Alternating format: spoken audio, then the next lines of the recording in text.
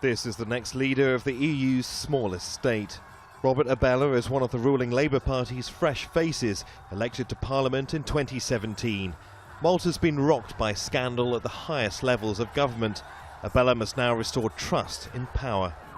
Central will be finding justice for journalist and blogger Daphne Caruana Galizia, killed by a car bomb in 2017. She died delving into the murky finances of politicians and businessmen. Her family has little faith in the ruling party or the new Prime Minister. Things became dangerous for Daphne because she had discovered this secret financial structure that was obviously underpinned all their criminality. If you can't take a stand about that now, when you're pitching to become leader, then when are you going to do it?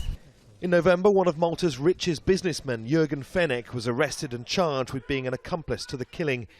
He denies involvement. Fenech implicated the Maltese Prime Minister's Chief of Staff, Keith Schembri, as a co-conspirator. He stood down amid reports he'd been questioned by police in connection to the murder. 2 other cabinet ministers also resigned. All had been investigated by Caruana Galizia for corruption. The revelation sparked anti-government protests. Prime Minister Joseph Muscat bowed to public pressure and resigned, starting a race to replace him. Recent scandals have led to a political awakening here in Malta, but despite recent protests, support for the ruling Labour Party remains strong. But even amongst its supporters, there's a feeling that Malta has a serious image problem. A European Parliament delegation accused Muscat of being either naive or complicit in the journalist's death. Muscat's supporters deny he's involved.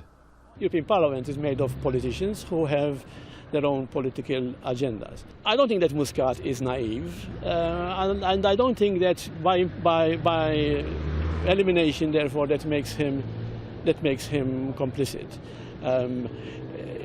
Because again, we do not know the actual story, the actual details of the story of what happened.